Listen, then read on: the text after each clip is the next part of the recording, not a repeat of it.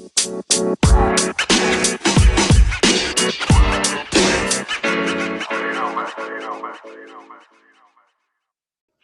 y'all, what's up? Welcome to another episode of Truth Carpet. It's your girl, Simone Loud, one half of Love Loud LLC. And as always, I am joined by my best friend.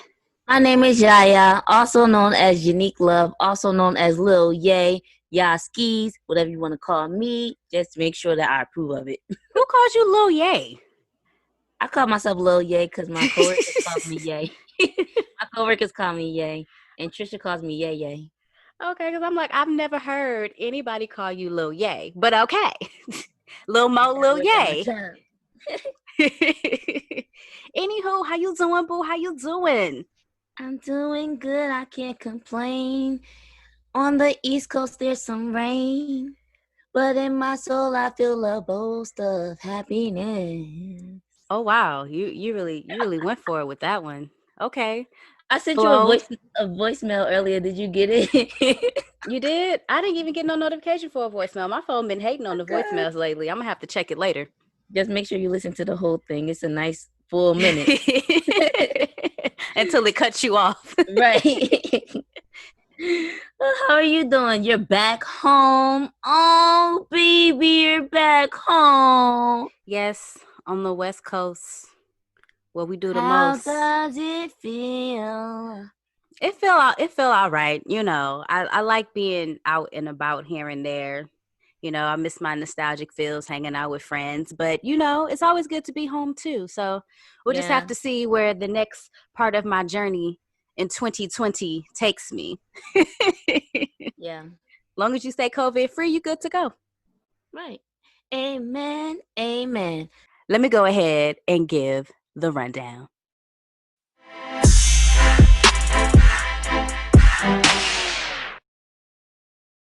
All right, y'all, on this episode of Truth Carpet, we are, as always, going to start off with our dorm stories, talking about campus organizations that we were a part of while attending the Illustrious Clark Atlanta University. Then coming up in Suite 223, Yaya will be performing an original piece entitled Wannabe. Then in our Hot Topic segments, we are going to be talking about homecoming, the memories, the feels, what we loved. And we also have a very, very special guest for the very first time for our Hot Topic segment. So make sure you are tuned in to listen. Can't wait for y'all to hear. We had a lot of fun recording. In our scenario segment, we have something in regards to HBCUs. And then last but not least, we have announcements that you want to make sure that you are tuned in for, because there's always something for everybody. All right. You ready to jump into the dorm stories? Yeah, girl. Let's get it.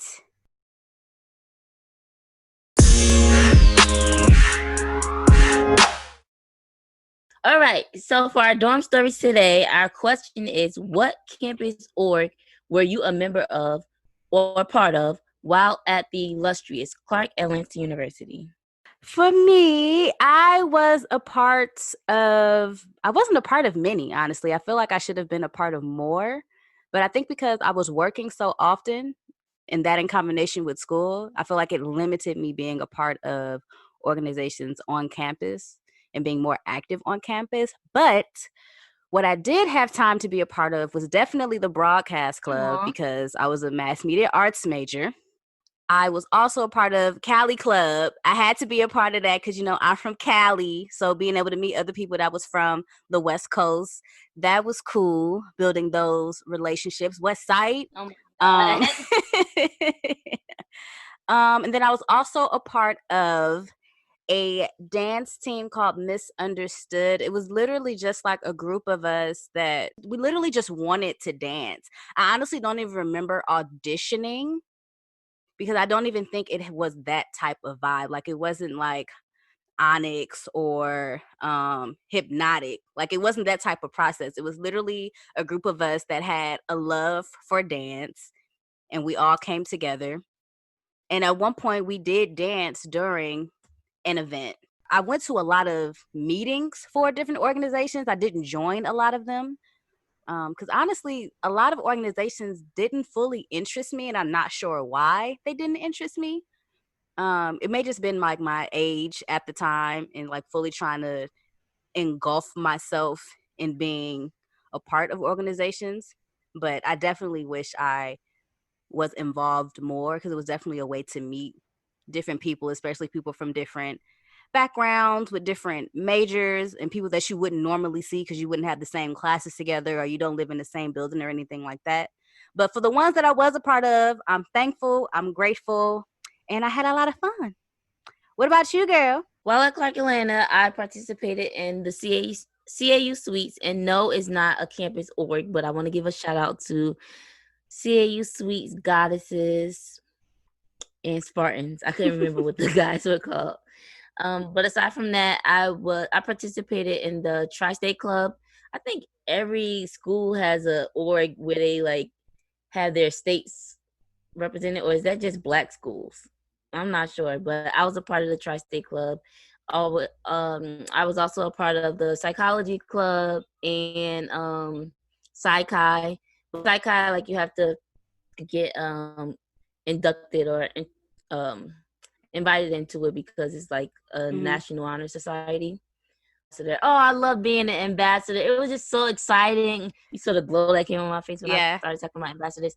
It was just so nice giving tours of the campus and letting people know about Clark Atlanta and showing that love and that spirit that you have. And you're gonna hear about what it's like to take a tour on campus, because we did have a guest, like Simone mentioned. We do have a guest where she talks about another campus where she had a tour on, and then kind of seeing what it's like on Clark Atlanta. And it's just so different. Like when you get a tour from an ambassador or you get welcomed onto Clark Atlanta's campus, it's just something special about it. So on that receiving end and the giving end, it feels good. It feels good. So I don't think I was a part of anything else. If I could go back, I would have participated in other things. But then at the same time, you don't want to overwhelm yourself with being a part of so many orgs, because when you're a part of it, you got to like go hard for your org. And it's not easy. I don't know if it's just a Clark Atlanta thing or black school thing or what, but you got to go hard for what you're a part of. Like, go hard, go all in, or don't come at all. Like, we don't want you in our org. You're gonna have a responsibility in this org. Exactly. So yeah, those are my thingies that I did. Are you ready to jump into Suite 223, darling? Let's go. All right, we are going to jump into Suite 223, our poetic suite. And I, Unique Love, am going to be reciting an original poem, Wannabe, which can be found in Volume 2 of Love Loud Poetry, page 47. I want to be your favorite adventure, your morning text, your water when you're thirsty, and journal when life seems to be a mess. I want to be your shoulder to lean on, and when need be, you can throw me upon yours, an ear to pour into, and big brown eyes you adore. I want to be your BFF. Call me the Bonnie to your Clyde. I want to be your favorite adventure, your peace, honor, and pride. Okay. Snap it up, clap it up, snap it up, clap it up. This songs make me think, wait, what's that, Chris Brown? First one that you call, you open your eyes. Wanna be when you want to, wanna be the one that ain't gonna hurt you. I wanna be, yeah. But yes, that's my poem. Wanna be. And as you know, per usual, you gotta let the people know, what was the inspiration behind Wanna Be? See, what happened was I went to I think it was the Rose Mansion in Manhattan, and I took a picture by like this mural that said Journey or something like that. And I couldn't think of a caption for my picture.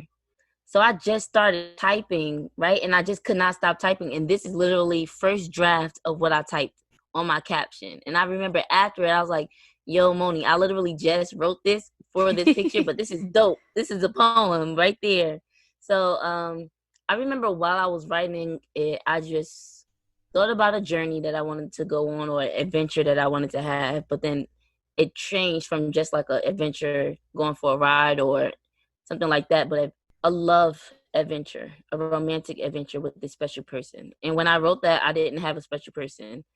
It was just what I envisioned, what I wanted my muse to be, I guess. So that's what I be, and that's what I want my lover to be when I get a lover. That's so dope. Because I've said this many times before, inspiration comes from anywhere. So it's not like you went through any type of situation or was inspired by a specific person. It was that word that sparked in your brain to give you that inspiration to come up with that piece, which is dope as hell. I literally had a writing class yesterday where the teacher was saying that the best pieces come from like bits and pieces of yourself, but then also like your surroundings, because stories come from anywhere, from people walking down the street, from a memory, from reading a book, from watching a TV show, while you're making your coffee in the morning. Like ideas spark from everywhere. So kudos to you, girl. I love it. I wish I can do more like that. Like I know a lot of my poems come from situations that I went through, but I want to like write outside of that. Like I don't mind writing about a specific person or specific situation. I think that's what life is for, and that's the gift that God gave me to be able to create from experiences that I've endured. But if, like we said, somebody throws me a word or throw me a scenario, that will be dope. If I will be able to create more if I can do it that way. So let's see what could leak from my pen after today. Absolutely. Now you know what time it is, What girl. time is it? Oh. Hey, you got to tell us. Hot topics. I feel like we could accept that one for today.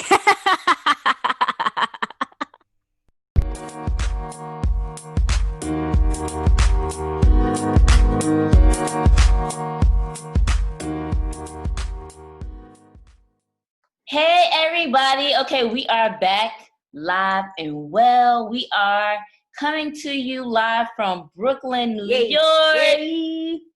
But we have a special guest with us today for our hot topics. One of our dearest friends, is she Big Sister Almighty? Or she Big Sister Too Grown? Big Sister Too Grown. Yes, Miss Courtney Rae, our friend from the Illustrious Clark Atlanta University. We met her, dang, how long ago? 2008. 2008, that's like 50 years ago. Right. But we love her. Welcome to our podcast. Courtney, how are you? Hey, girl. I'm good. Hey, y'all. Hey. You excited? Of course. I'm very excited. I'm excited to be here. Hey. Our friend Courtney, she's from Chicago, so if y'all hear an accent, that's what it is. I got an accent? Yes, you do have an accent. I can hear. Most definitely have an accent. Okay, I didn't know I had an accent. Okay, then. Beautiful, baby. It's beautiful. Yes, accent. All right, so our hot topic today is homecoming. If you have been following us on Instagram or whatever in life, you know that we just came back from celebrating a COVID version of homecoming with our friends in Atlanta. Yeah. And we wanted to bring Courtney to the mic to discuss Clark Atlanta University and homecoming in general. So our first question for you, Courtney, what's your best homecoming memory? I would say my best homecoming memory was 2013, the year after we graduated. Okay. Only because, we were alumni. It felt good to come back to the campus and not actually be a student and see it from a different perspective. But I will have to say COVID 2020 homecoming was lit. Yeah. I say that just because we're now in our 30s. We're not, 20. And everybody, we're in a different headspace.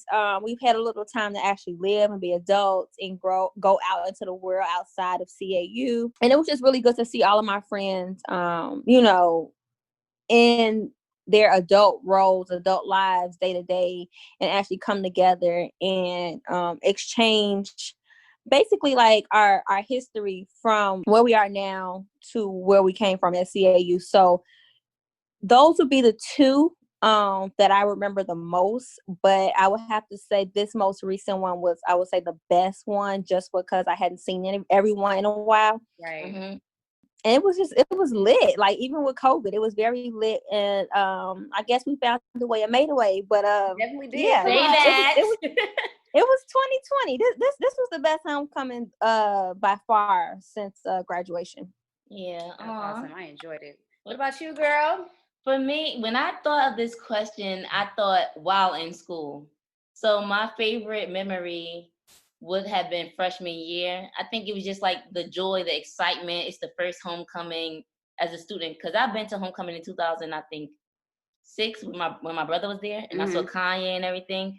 But as a freshman, being on the step team, all the little things that happened on the promenade, the little parties pop up, concerts, all of that stuff. I don't even think I went to a concert because I thought I couldn't afford it. I was like, I'm not spending my money on that stuff or whatever. But just like the thrill and all of that in general, it was really exciting. So just thinking where my mind was at, where my spirit was at, all of that. And then definitely 2013, it was really exciting coming back. Just exactly what Courtney said, coming back, feeling grown, like this my school, I paid my dues, running into everybody. Was that the same homecoming when it was the AUC homecoming? Or was that 2015? That was 2015, I believe. I think. I feel like, yeah, I think Morehouse and Spelman was the week after ours, our first year. Okay, so I'm thinking 15 then, because I think that was me, you, Courtney. Yeah, I was there Kia, 2015. like all of us were there, and then I finally got to celebrate with Raven. Yeah, that one was so much fun. That was That's when I felt 2015. grown. Yeah, girl. Yeah. that one, it was so much fun because we did stuff on campus. We did things off of campus. I remember I had that woo-woo juice. I was feeling a little woo-woo.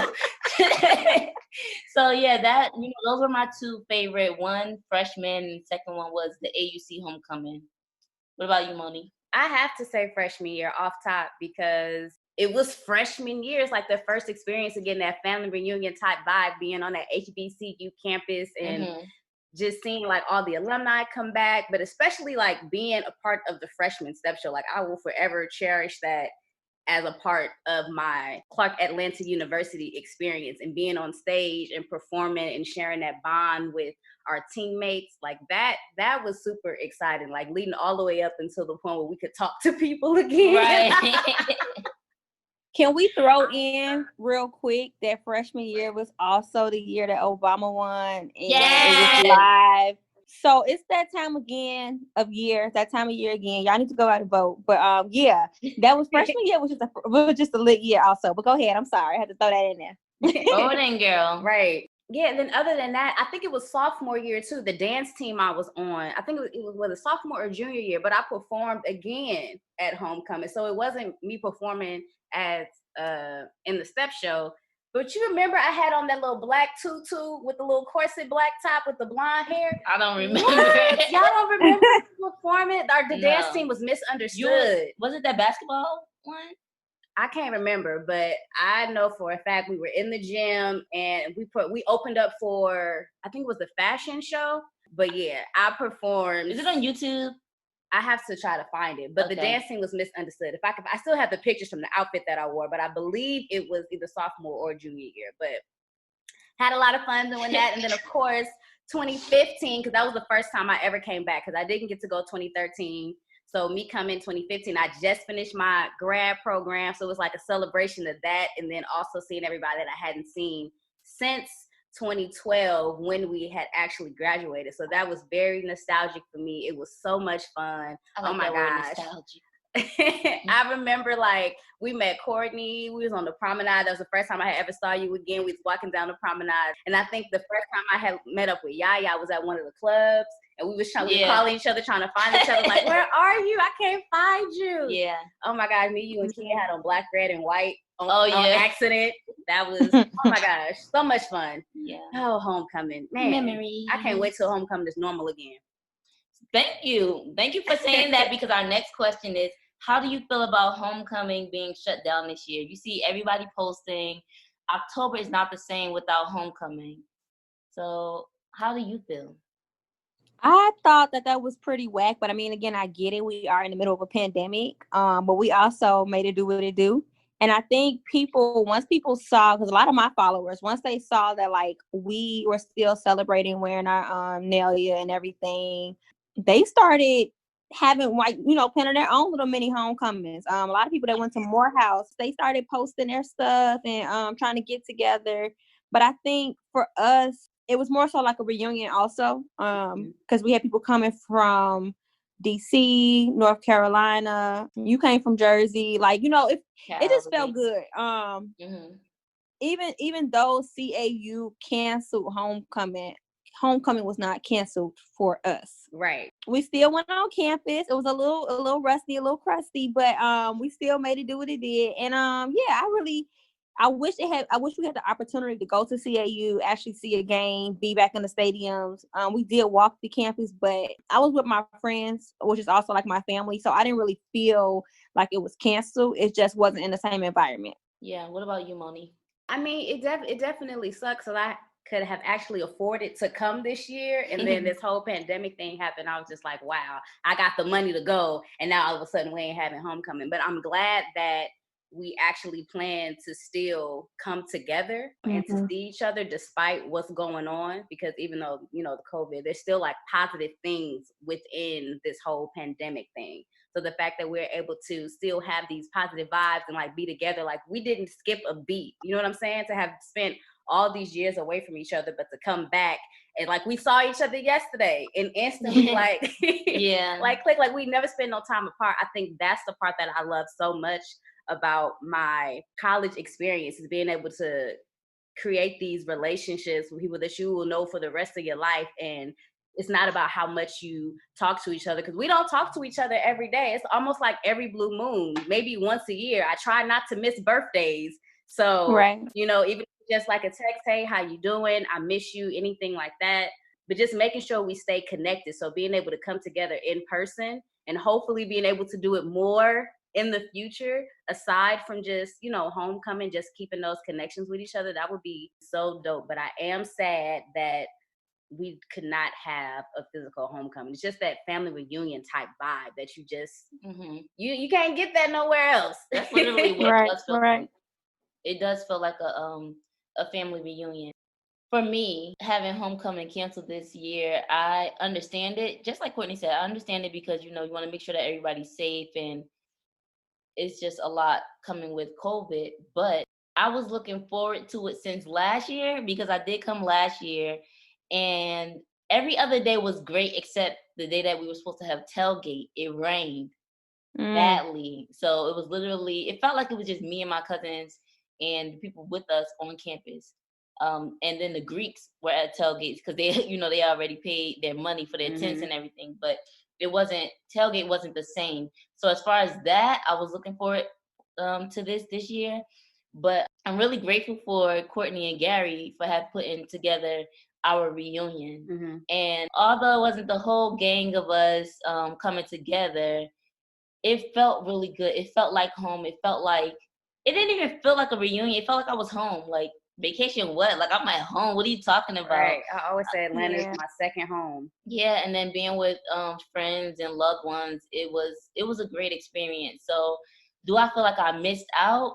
No, I just feel like it's just the time span from last year to the next time that we can have tailgate and the experience is prolonged. But I'm glad that I was able to go, because I honestly was kind of nervous, because I started to learn people who were catching COVID. And that's why I texted you and I was like, I don't think I'm going to be able to make it.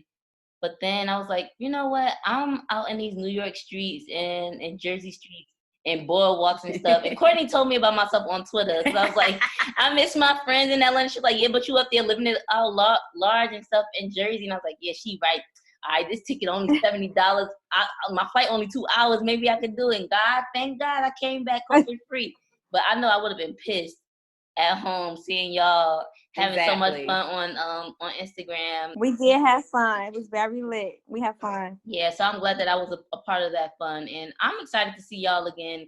And prayerfully, next time we do it, more of our gang could be a part of it. But to know that we were It's able to set already it in the off. works. It's already in the works. I see the text messages.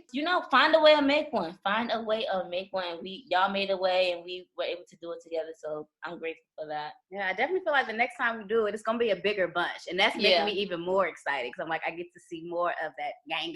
You feel me? But it was 8 of us though. That's a pretty good, I think, congregation. Depends,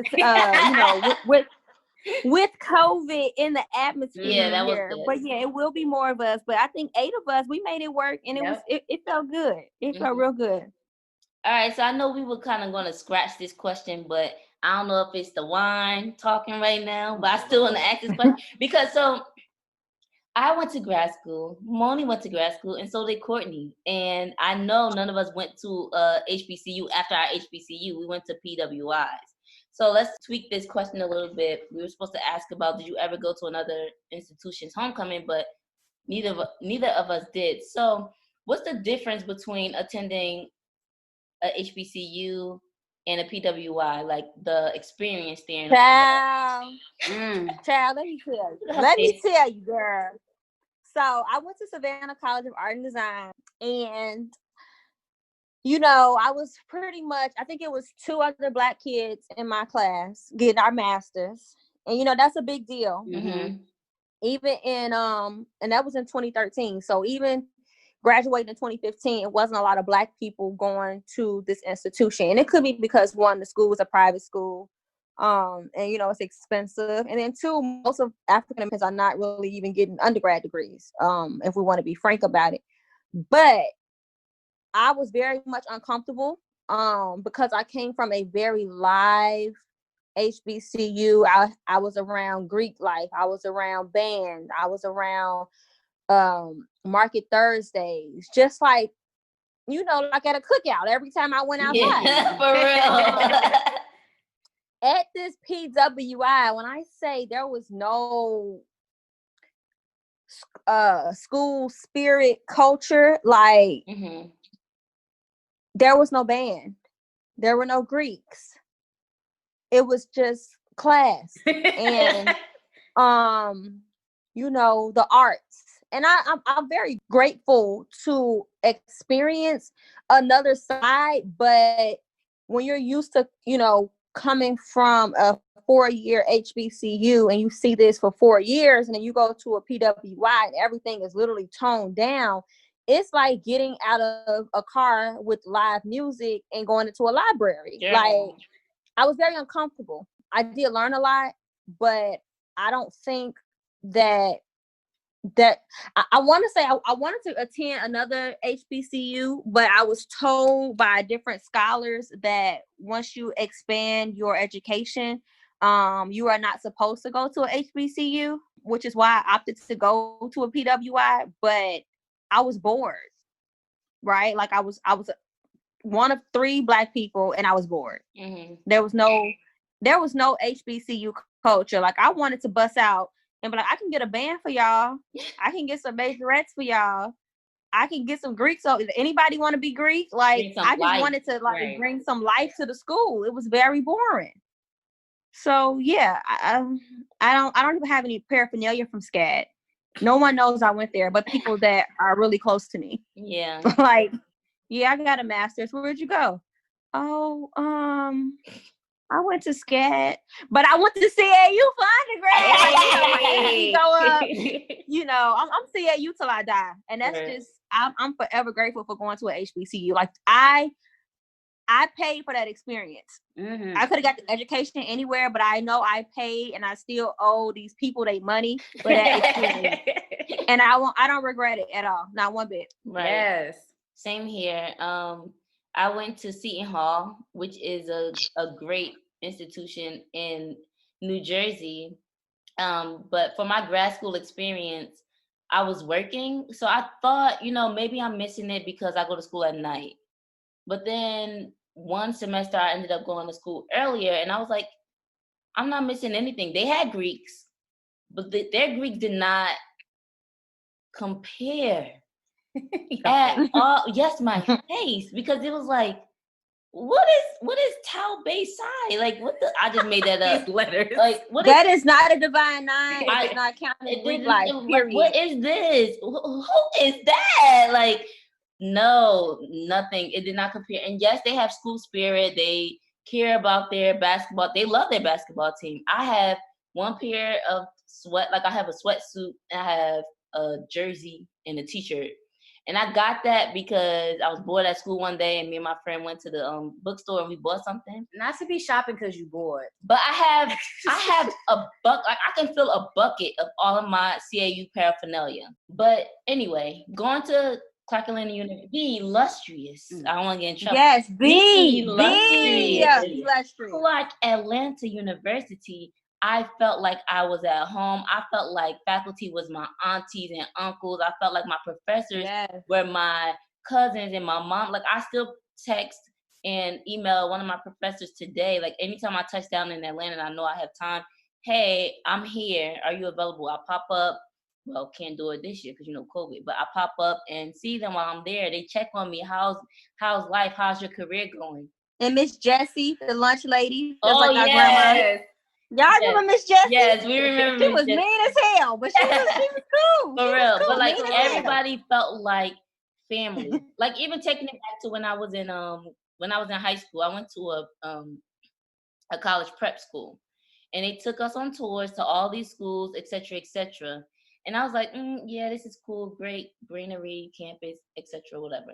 But when my brother invited me and my mom to come to homecoming, and I saw Kanye West, I was like, yo, this feels like home. Like, I love it here. And then I went there, graduated, and then I went to the PWI. It was not the same. Like, it was just like class, home. Like, even, the greenery was nice. It was nice to sit out there. I was fortunate enough to have a cohort of probably like 9 of us, and then 6 of us were Black. Like, but everybody else was white. But all the other cohorts were white. So I just lucked up to have friends who were, who compared to me. But it was not the same experience. Like, it was just study, and we made the party, like, of the friends who, that I said was Black. Yeah. We'll meet at each other apartments, and then we'll have parties together. But I wouldn't say that was college experience. I would say that was us making our own friendship experience. But as far as like college experience, CAU is where it's at. And I'm not saying it has to be all party, but even inside class, like, I was excited to come to class to see my friends and see the way that they taught us about our Black experience and mended that into our education and everything like that. It just made everything different. Maybe for us, grad school is not supposed to be fun. Like, that's what I'm thinking, like, hearing your explanation and then thinking about what I said. Monie, we haven't got to you yet, but like, I think maybe like it's just higher learning, and this is just to help you get your career started, like another achievement, but not for you to have fun like we did in undergrad. But I see what you're saying, and I agree. Though, thinking about friends who I know and people that I know in general, every time I say, I don't boast in people's faces, but when they say something, here's the thank you for opening the door, I'm coming through, honey. I went to the Illustrious Clark Atlanta University. And they be like, oh, I wanted to go there. Or, oh, I always wanted to go to an HBCU. My experience was this, and I wish it was that. Or people coming to our homecoming or visiting school and stuff, and like, yo, I wish I would have experienced that.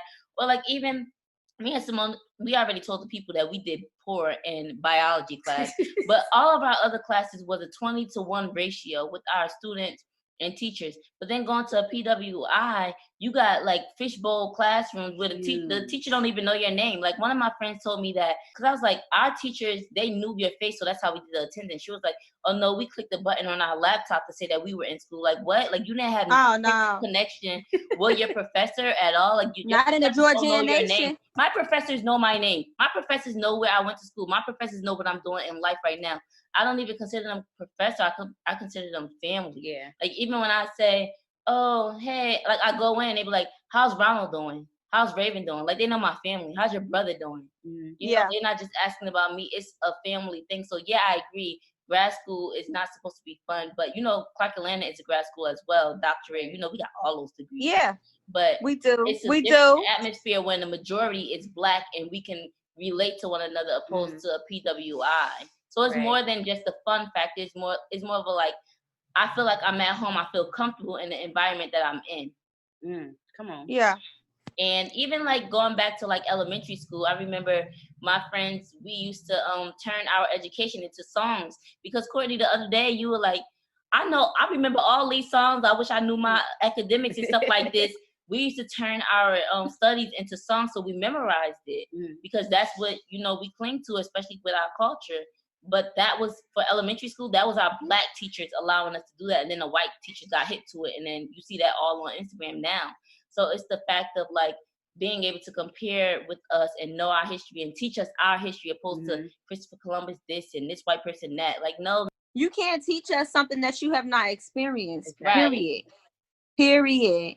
So, Monie, how was your experience? I think for me, since I went to film school, it was definitely, I guess, technically a PWI because it's not an HBCU, but I was experiencing a more diverse culture because I had classmates from all over the world: China, Saudi Arabia, Dubai, Brazil, couple people from like Atlanta, like also like in the States. So You saying color people like that? Yeah, I had people from China and all that, but I didn't see no black people. Blackity black. Okay, on paper you are a minority, you color, but you're not Black. Right. Period. There were literally two of us. But what I can appreciate from that experience is the fact that it was almost like a close-knit family, like this blended family that I had as far as grad school, because we spent majority of our time together because of the way that the film school was designed as far as us having our projects together and growing up together and the things that we learned together and having all our classes. So I definitely appreciated the experience because I've never been put in an environment that was as diverse as that. Because even when I went to high school, yeah, my high school was diverse, but I was in a classroom full of a lot of Black kids. So when I went to a HBCU, I was in a classroom with a lot of Black, you know, young men and women. Yeah. And then when I went to grad school, it was just kind of like, oh, okay. I stand out like a sore thumb. Like, we know you Black. Yeah. We know you Black. So, but I still enjoyed it. I definitely enjoyed the experience and learning about the other cultures of the people that I became friends with. So now I have my film family from when I went to grad school, my grad school family, and we still keep in contact with one another, which I think is really dope. I'm all for diversity and inclusion, but at the end of the day, like I said, coming from the Illustrious Clark Atlanta with mad ease. Yeah, the Clark Atlanta University. Nothing compares. And even at CAU, we had Asians. One of our closest friends, I was Chris. just thinking about him. Right. I don't know if Chris is Laos. I don't know if he's considered Asian. I'm not sure exactly what he is, but it was him and Tam. Y'all remember Tam? Yeah, I loved him too. There were people that I always wondered, like, how did they come to CAU? I always wondered that because it's like, this is it's an HBCU, but he's one of our closest friends. Mm-hmm. But we had brown people. I will say that brown people is a technical term, or minorities at SCAD. And I didn't understand the question, I guess, when you asked me, because I didn't, until Simone said, well, we had other people, Indians. Yeah, I had Indians. I had Jamaicans. I had people from, because SCAD is in Hong Kong, Lacoste. It's a very renowned art school. But as far as people like me, Black Power, all of that, it was only like 3 of us. Once I had the CAU experience, I think I may have been biased even walking through the door because I was expecting it to live up to that, and I got none of that. So maybe that's why I'm disappointed. I'm not going to say the school is just a horrible school because, like I said, it's a renowned art school. Right. But they need to go on a tour to an HBCU. If they're gonna invite diversity and inclusion, they need to go to different schools and see what other things that they can add to, the experience. Because I was not impressed. I want my money back. I wasn't impressed. I'm like, where's the drum major? Okay, where's the man dancing on the field? All of that. Where's the entertainment? Not at all. I think you brought up a beautiful question, Courtney, which is what led you to attend CAU? I think I know Simone's question, and answer, and I kind of touched on mine, but what brought you to CAU? You're from Chicago. Let me tell y'all how I ended up at the CAU. Okay. All right. So originally, and I have never told anybody this except for one person. Originally, I was supposed to go to Spelman. And me and my yes, I was supposed to go to Spelman. Don't beat me up. Y'all know Spelman is a very great school. Okay. Yes. I wanted to take up journalism, and I went to do my tour, look at the dorms and everything to sign off to say, yes, mom, this is a school. Go ahead and send them your coins. Well, the day that I went to Spelman, it was a Thursday. So y'all know it's Market Thursday. Yes. And I kept hearing this loud music over the lady talking to me. So I'm trying to like take my ear to what the music is. I hear the lady talking about the dorm. Mind you, it's hot as hell in this place. So this was in 2008. And the lady's like, yeah, this particular dorm doesn't have air conditioning yet. Oh, no. So I'm looking at my mama like, girl, you know I got asthma. I can't be in no dorm without no air. Can you imagine 16-year-old Courtney? Girl, it was a mess. You know, I had my weave in. It was hot. You know, Atlanta be hot. So I'm like, all right, lady, what else you gotta tell us? So we doing the tour or whatever. And she's like, yes, and Spelman has a curfew. And, you know, she's just talking all proper and being all prim. And I'm looking at her like, girl, I'm from Chicago. Okay, so we got a curfew. It's no air conditioning. What else? So I'm seeing these girls walking by. Mind you, I was very hood my freshman year, right? So I think I had on like Tim's and something else. Like I was very Chicago, like up north, Midwest swag. And this girl walks past me and she looked me up and down like, I'm like, lady, I have the scores to get in here too. You need to simmer down. At that very moment, I realized I am not going to fit in at this school. Like I'm too chill and laid back for this type of environment. Like they're too uptight for me. Now, mind you, that was freshman year. So I'm sure it has changed since then. Anyway, we started walking. You know where CAU and Spelman meet on the promenade? Yeah, that little triangle part.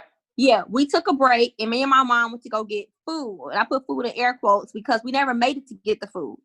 Once I heard the music and I saw the people, the Greeks were stepping. It was like God was talking to me like, go this way. So we make a right. And I end up on the promenade and I see all the vendors. The Greeks are outside stepping. I'm like, oh, that's where I'm going. I would have had to take cross classes anyway because Spelman didn't actually offer that program. Right. I would have to take my major classes on the campus of CAU and then I would graduate from Spelman. But it was like, I want the real experience. I don't want to just go take classes. I mean, yeah, the name of Spelman will look great on an application, but the name of the CAU looks even better. Okay, I got the experience. I have lifelong friends, and I graduated. So I think I made the right decision. And it all started because I came on a Thursday. I don't think if I had came on a Thursday, the promenade would have been as live. Right. But on Thursdays, it's like double whatever it is on a regular day. Do you remember what month it was? Yeah, I think it was spring. It definitely was spring. Okay. But I was still in school. And I was trying to narrow down where I wanted to go because I had got accepted to both. And I was like, I'm going to Spelman. Like, who wouldn't want to go to Spelman? But then when I got to Spelman, and I was like, oh hell no. Hell no. Like Spelman is definitely an HBCU. I'm not gonna knock them. They, but Spelman is not Clark Atlanta. I have friends that went to Spelman. I'm not gonna knock their curriculum. I'm not gonna knock anybody that went there because Spelman is still Spelman. But if you went to CAU and you had the option to experience a day at CAU and a day at Spelman, I think everybody would choose CAU. Mm-hmm. Spelman has a name, right? And it's like people buying designer. You buy it because of the name, of the hype, of what it represents. But people, for the people that's listening, you would have to actually attend the school to know what I'm talking about. Right. There is no school like CAU. Period. I don't know another way to say it. There's no place in the world like Clark Atlanta. There's no place. I don't know the rest of the world, but that's the song. I have friends that went to Grambling, right? I have friends that have went to Jackson State, UAPB. All of my friends have went to HBCUs. There is no school like CAU. I will argue you up and down about that. Period. Right as I. Period. and this is a totally different topic, but I think school is a waste of money because we, like, CAU taught us to find a way or make a way. They taught us stuff that, you know, has helped me along the way, but I feel like, do we really need these core classes, right? Mhm. Not really. Not really. But we pay for that experience. Yeah. And look how many people that went to CAU are like so successful right now. Yeah. Come on, somebody. CAU breeds greatness. And I feel like that school, that institution does not get as much recognition as it should because it's surrounded by Morehouse. It's surrounded by Spelman. But we are all in the AUC. You can't have the AUC without For CAU. Thank you. Like, put some respect on our school name. Like, I feel like the people who went to CAU go so hard to like prove a point.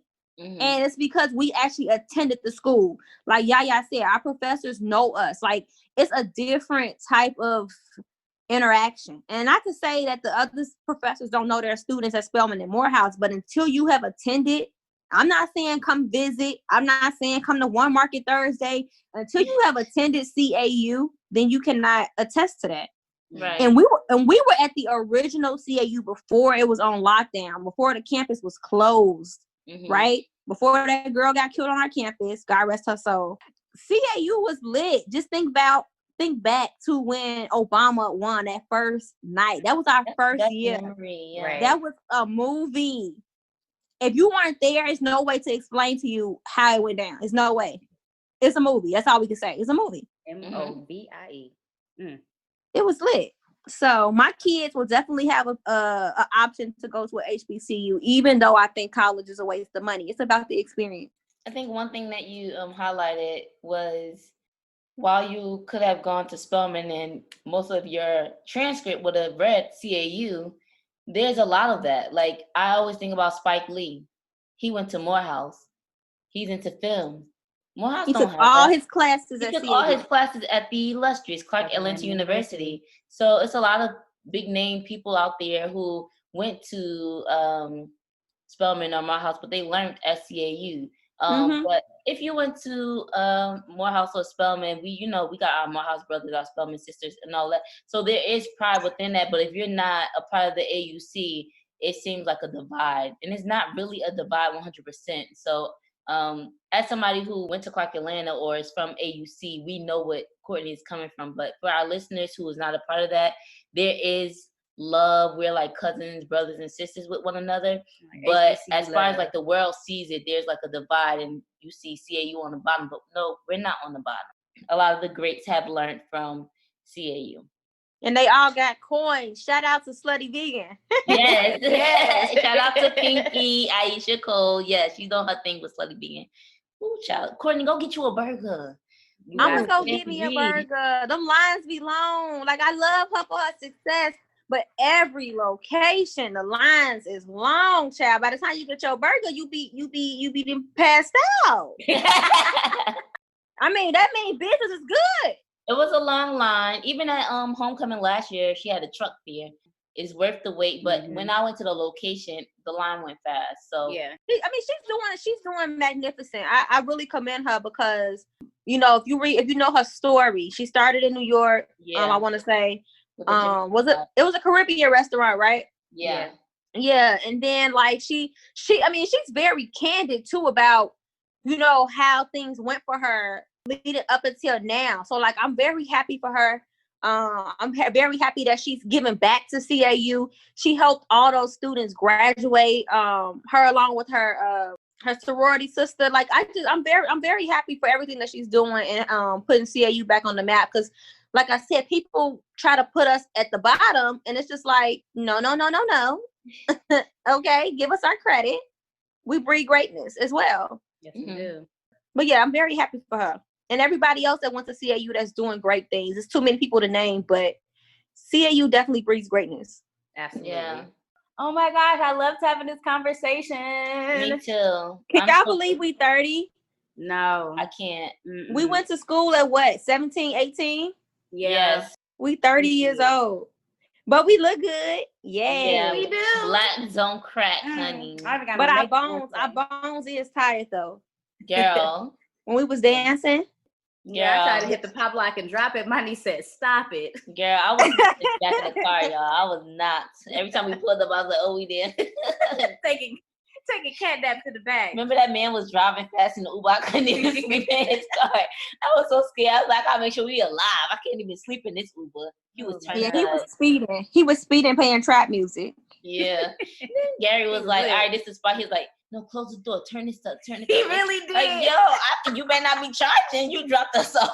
He wanted to be a part of the CAU experience. Exactly. Right. See, white people like it too. Yeah, we had a really good time. Yeah, we did.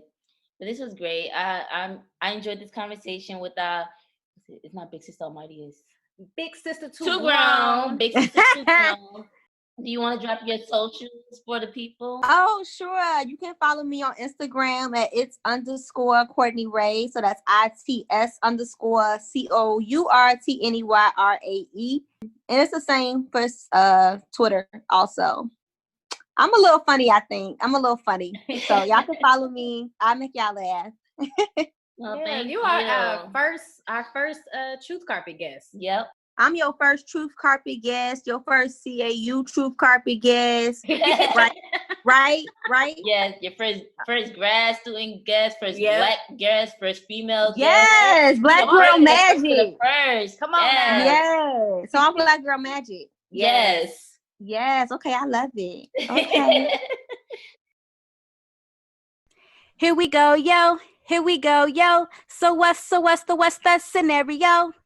All right, y'all. So in this segment of scenarios, we have an article from Revolt TV about David Banner. He believes that Black students belong in historically Black colleges and universities. In an interview with The Grill, the Like a Pimp MC revealed that he thinks inclusion is overrated, and he also believes Black students who consider attending predominantly white institutions, also known as PWIs, over HBCUs create a disservice for our people. Books are books, Banner says. We want white culture and white people because we think white people are better, and that is not the truth. We are the oldest people on this planet, so how can we look to anybody else to educate us? It's not a school thing, it's a mental thing. We are always fighting for inclusion. Why do you want to be included where nobody wants you? That is silly. And these are the words of David Banner himself. All right, Miss Love, what do you think about this as far as Black students attending HBCUs? I agree with what he was saying. And this is something that I always felt because I feel like students learn differently.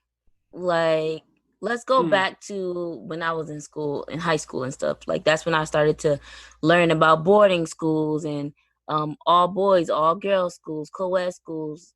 And I never, at that age, never understood why do we have to have all these types of schools. But I learned that everybody learns a different way. But I agree with David Banner that we should go to a school that's meant for us. Like, we already struggle enough with going to these middle schools, high schools, whatever, learning about Christopher Columbus and all this white history and everything like that. But let's go to an institution that's going to teach us about us. And not just teach us about us, but teach us in a way that we need to learn. Like I mentioned in the interview with Courtney, it's just like, I hate to use the word vibe, but it's just a vibe that you get when you are learning from somebody who looks like you, who speaks like you, who has encountered things that you have experienced. I'm thinking about that movie. Oh, I can't think of the name of the movie, but it's the movie where it's a white teacher. She comes to like a low income neighborhood, and she couldn't really identify with the with the students. What is it called? Something about writing.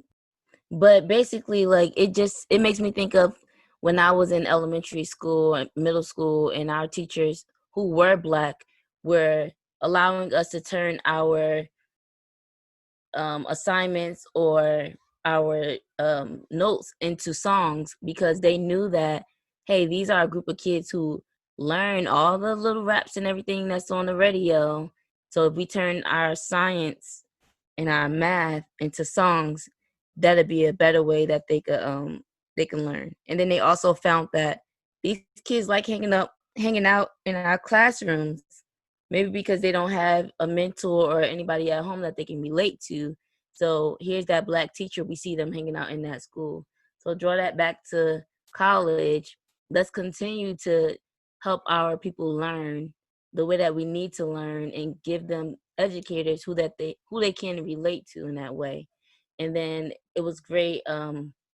Later on in that article, he goes into talking about celebs who donate to students and to institutions too. It's nice learning that they are not just talking about it, but they're supporting students to be able to gain a higher education from HBCUs.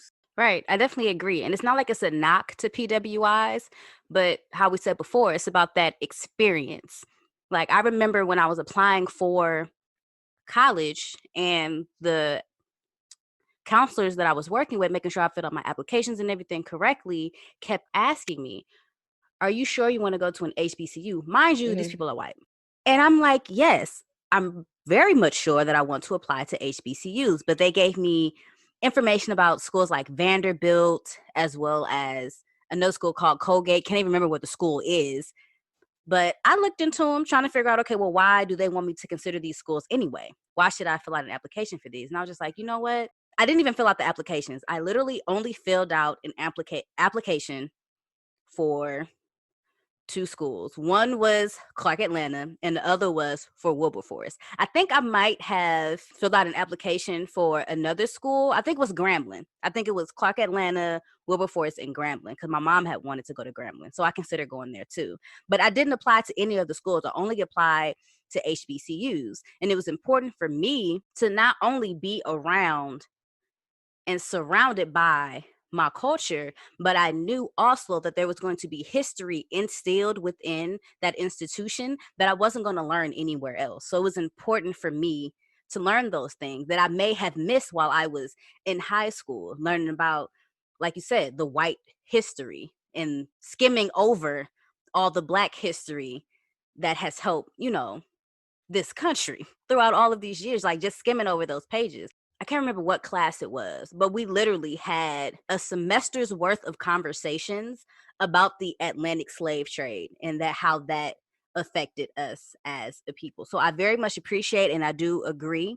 And I still am not going to be, I'm not knocking PWIs. If you choose to go there, you choose to go there. But I do feel as if the experience at an HBCU as a Black person is definitely beneficial. Yeah, we don't knock any education at all. Everybody has a preference, and it's great to have your choice. Going back to what I was mentioning earlier, the movie is called Freedom Riders. Oh, yes, I know Freedom Riders. Google to help me out. There was this Black girl who was in the honors class, and the teacher, I can't identify this, but I know people who can identify this, when a teacher asks a question about being Black or slavery and stuff, and they always point out that Black student in the classroom as if they were there, like their experience is so much different, and they want to hear that answer from that Black student. And then she wanted to leave that classroom, an honors class, and go to the other class where the other students were having a good time learning, like having engagement with activities and singing songs and going to museums and doing all these things, because that's the way we learn. Like, I know I'm into art, you're into art, things like that. So the way that we learn is like more so hands-on and visual and things like that, and the fun way of learning. So she wanted to leave that environment that was more dull, more boring, more textbook learning and memorizing, opposed to the experience of it all. Just like you said, not knocking PWIs or anything, but, and this isn't why I specifically chose to go to CAU, as you heard in the interview, but it just felt good to not have to think about being the minority or feeling like I had to do something special to make myself stand out or fit in. I already fit in, like, most wise, color wise and stuff. It's different crowds within the Black community, but I didn't feel like I had to fit into somewhere that was uncomfortable for me education wise, or do extra just to stand out in my classroom. Right. It's like he said, we always fighting for inclusion. So being at an HBCU, Yeah. that's not something that you have to fight for. And I don't have to sit in a classroom with everybody looking at me when it comes to a question about Black people. Yeah, you can just focus on your education Exactly. and your outfit, because Right. CAU was a fashion show. Show up looking your best, unless you got a class at 8 a.m. Right. Walk the back. Don't walk the promenade. Right.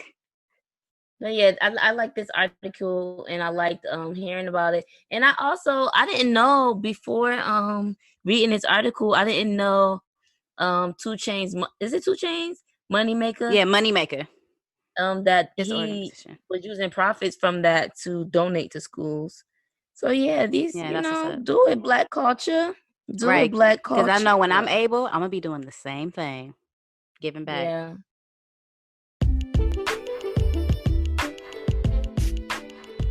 It's time for announcements. It's time for announcements. It's time for announcements. It's time for announcements. Would you like me to change the announcement song?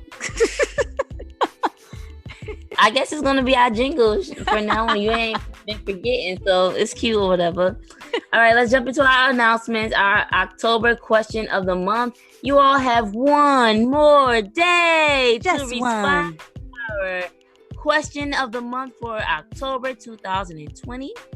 Our question of the month is just asking you, what is that 1 or 2 or 3 or 4 go-to song or songs that you listen to when you're feeling down, when you're feeling depressed, or when you just need a simple pick-me-up? What's that one song? So if you go to our YouTube channel, you'll see my response, and you'll be seeing Monie's response to kind of like, let you see what we think, because we're asking you questions. What about our answers? Right. So it's only right that we respond as well. And speaking of YouTube channel, please make sure you subscribe to our YouTube channel. It is LOVELOUDD. That is how you can find us. If you don't use 2 Ds, then it's not us. You are looking at a totally different YouTube channel. And make sure after you subscribe that you hit the notification bell so that you are always notified when we post new content. You will never miss out on anything that we have. We'll have plenty of new content coming up there too, so don't miss out. In our last announcement, we want to make sure that we give a shout out to Miss Sharan Lowe. Yes. She was our question of the month winner for September 2020. And she kindly wants to donate her t-shirt to a writer, a high school writer. So if you know any high school writers, it can be a writer that does blogging, writes scripts, poetry, books, whatever it is. Someone in high school who you think would like to win a free t-shirt or get connected with Love Loud, let them know about this announcement. Let them know our Instagram, email, website. There's many ways that they can connect to us, and we would love to gift them with this t-shirt. Again, Miss Sharan Lowe was the winner of this, and she ever so kindly wanted to donate her t-shirt, and we love that idea. So yes, high school students, reach out. Yes, and if you are not already, please follow us on our Instagram page. That is at Love Loud LLC. I will spell it one more time. LOVELOUDD Girl, 13 episodes in. I really enjoyed this one. Thanks again for Courtney joining us on this episode. Appreciate you, girl. Courtney. Our first guest on the Truth Carpet. Definitely enjoyed having her on. Definitely had a good conversation about homecoming. Very, very nostalgic episode. I think I'm definitely gonna hold this episode near and dear to my little old heart. My heart. Yeah. But yes, thank y'all all for listening. We are definitely gonna be back in 2 weeks with another episode. So make sure y'all are tuned in. Bye. Bye, y'all.